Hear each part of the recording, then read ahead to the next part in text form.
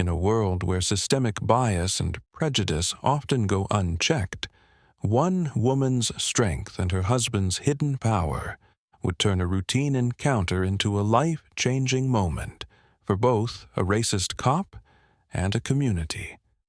The city buzzed with its usual rhythm, cars honking, neon signs flashing, and people weaving through the sidewalks, caught up in their own worlds.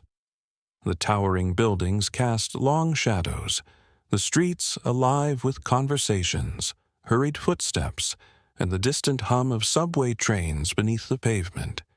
It was a city that never truly slept, a place where stories unfolded in every corner, often unnoticed, drowned out by the noise of daily life. Amidst the chaos, a woman walked with quiet confidence, her heels clicking against the pavement with a steady rhythm. She was in her early 30s, her dark skin glowing beneath the city lights. Her presence commanded attention, not because she sought it, but because she carried herself with undeniable poise.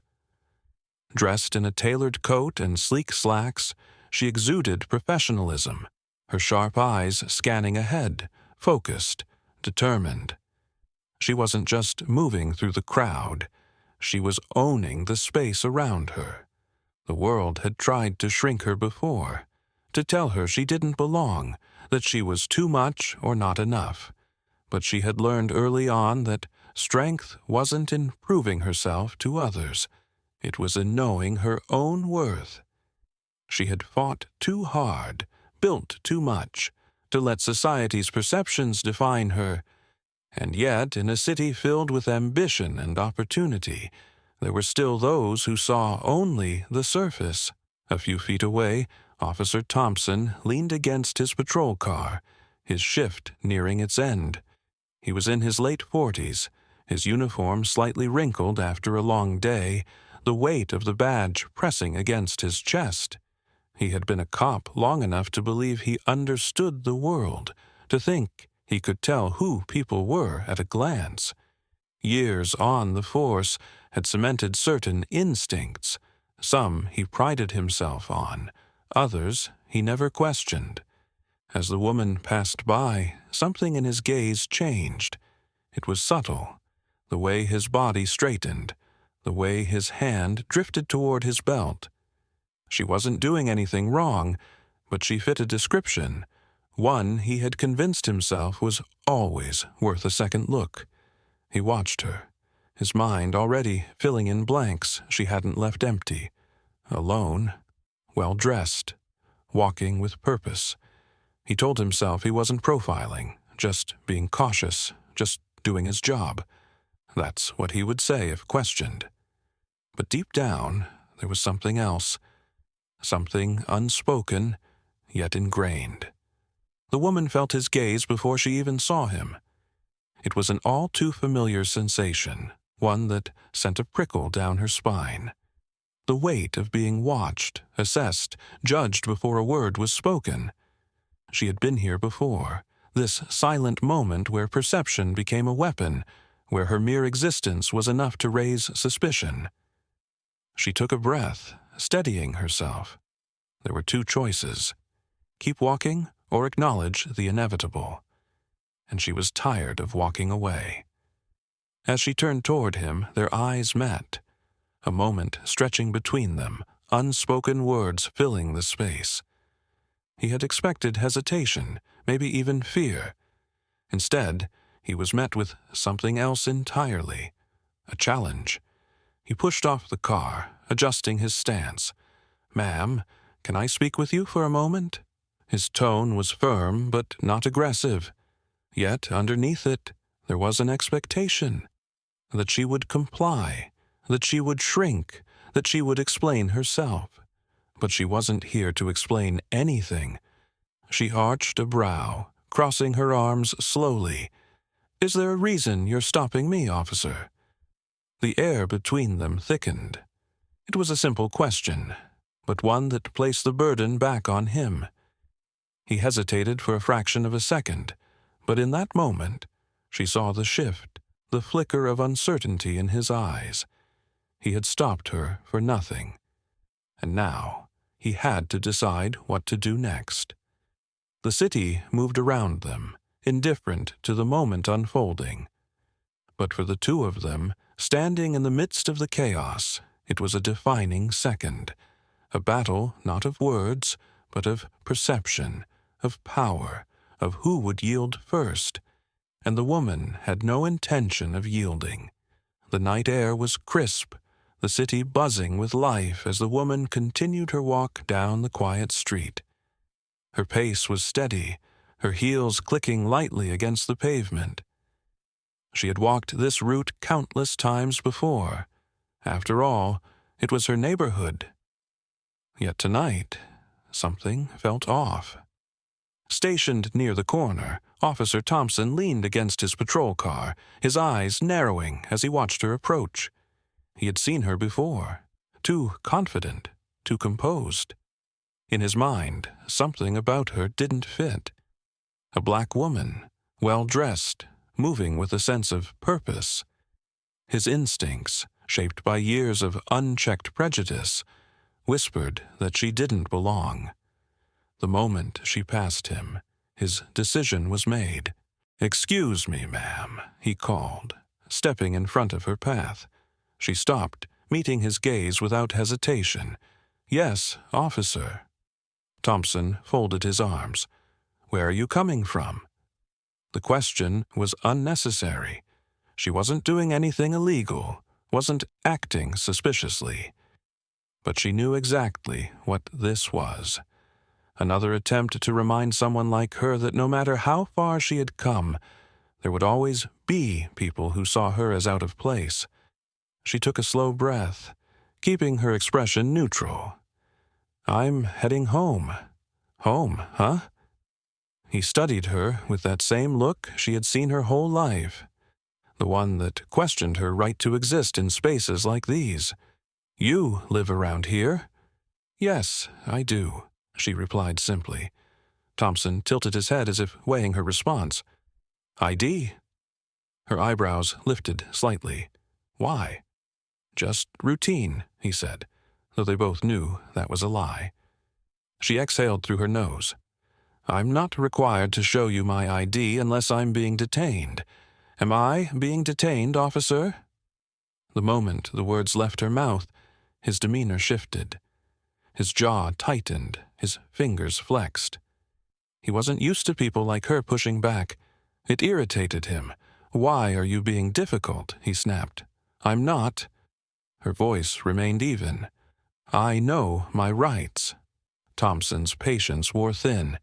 He reached out and grabbed her arm, his grip firm. The moment his hand wrapped around her wrist, she felt it. The weight of every moment in her life when someone had tried to diminish her, silence her, strip her of her autonomy. But she refused to shrink. She looked him dead in the eye. "Let go of me." Thompson hesitated, caught off guard by her lack of fear. He expected resistance, maybe even anger, but not this, calm defiance. It unsettled him, made him want to push harder just to reassert control. "You're obstructing an officer," he warned. "I suggest you cooperate." She let out a slow breath, then spoke with quiet authority. "My husband is a Navy SEAL. You won't get away with this." For the first time, Thompson faltered. The confidence in her voice, the certainty in her posture, it unsettled him. But his pride wouldn't let him back down. Not yet. He tightened his grip. "I don't care who your husband is." She tilted her head. "You will." A tense silence stretched between them, thick with unspoken threats. Then, in the distance, the wail of sirens pierced the air. Thompson's grip loosened slightly, but he didn't release her. "What did you do?" he muttered.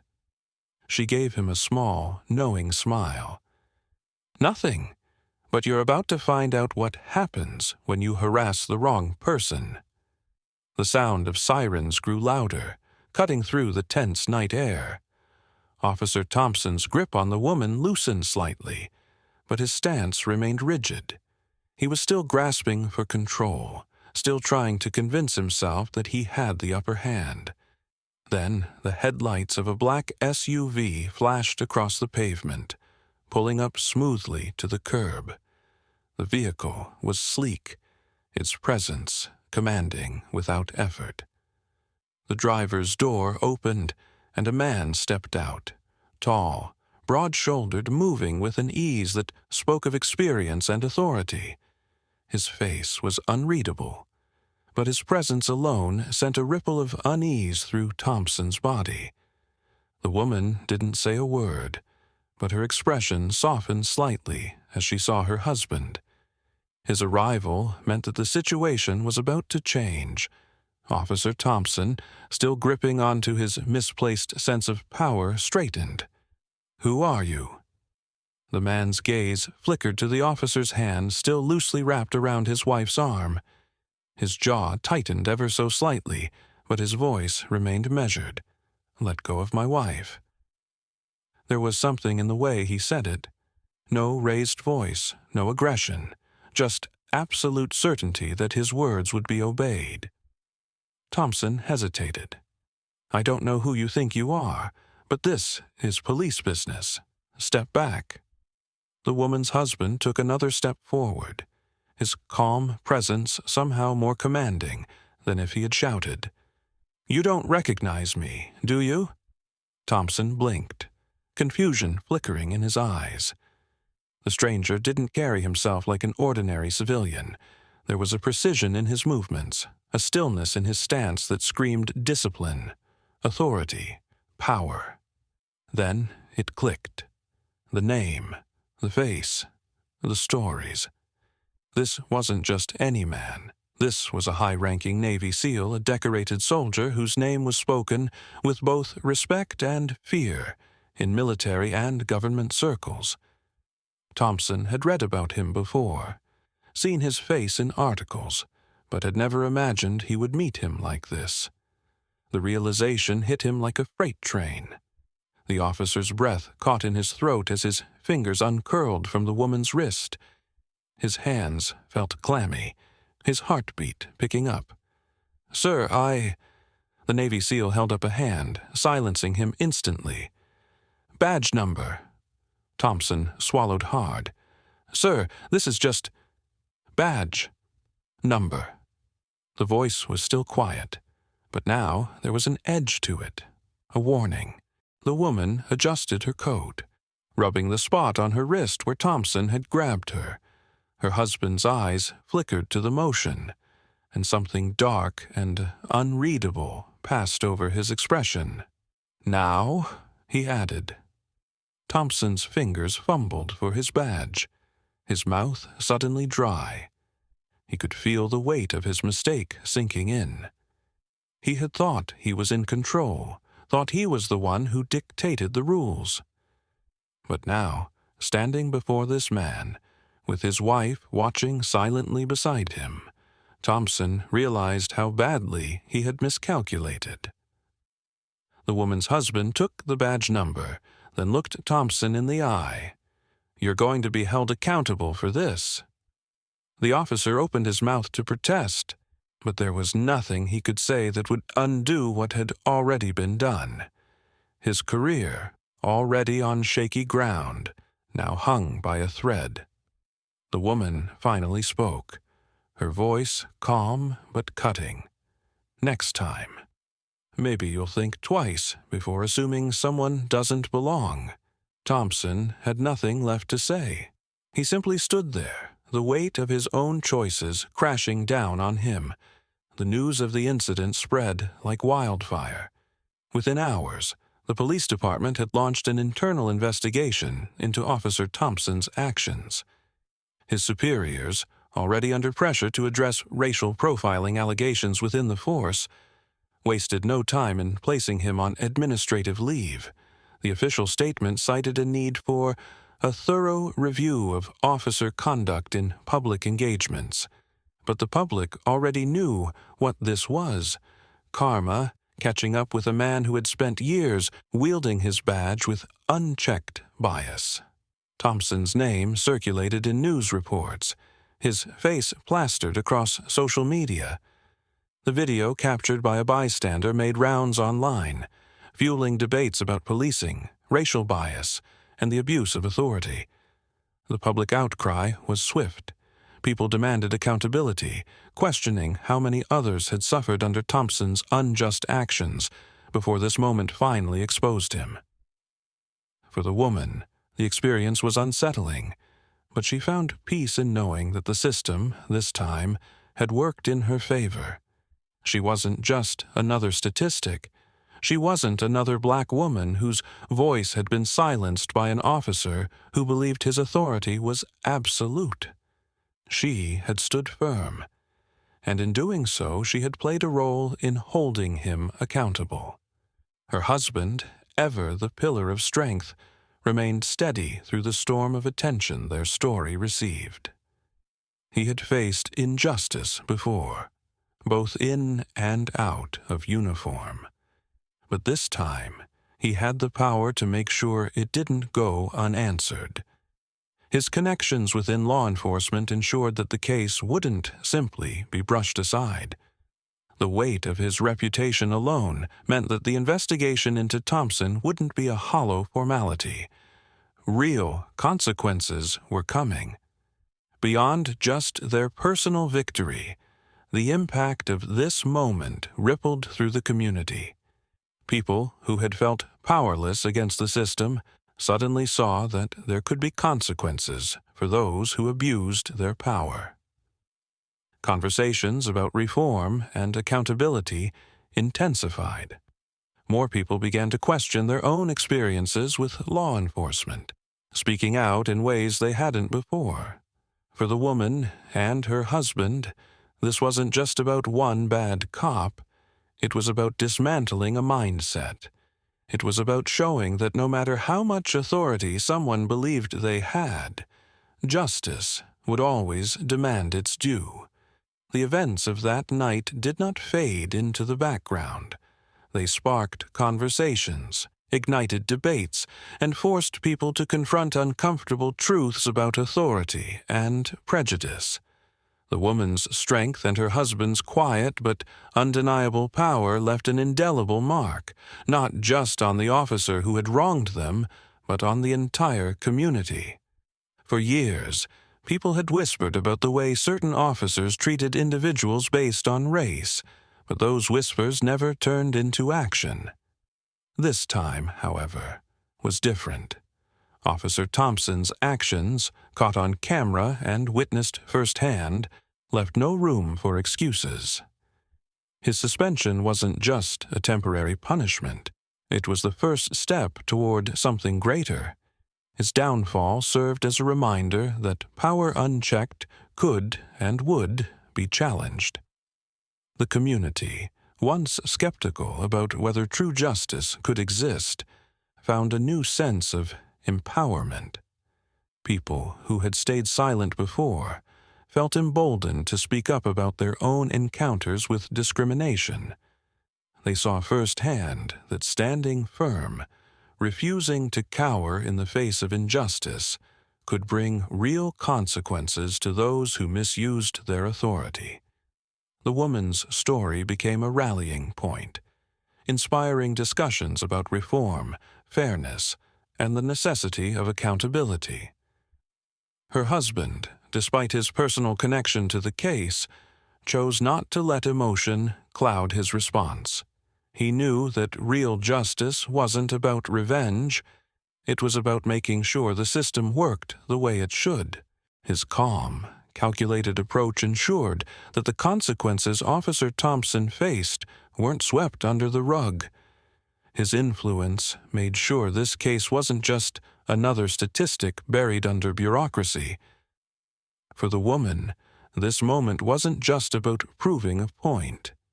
It was about reaffirming something she had always known, but often had to fight to remember: her worth. She wasn't just another face in the crowd, another person to be dismissed or degraded. She carried herself with dignity, and she demanded the same in return. She had encountered bias before, but this time she didn't walk away defeated. This time, she walked away victorious. The lesson from this incident extended far beyond just one family or one officer. It was about setting a precedent. It was about showing that no matter how ingrained prejudice might be, it could be dismantled, piece by piece. It was about proving that when people refuse to bow to injustice, they can shift the scales in favor of what is right. The woman and her husband never sought attention or recognition for what happened that night, but their actions left behind something far more important, a legacy of dignity, courage, and justice. Their story would be told for years, a reminder that sometimes all it takes to spark real change is one moment of defiance, one refusal to back down, and the unwavering belief that the truth will always prevail.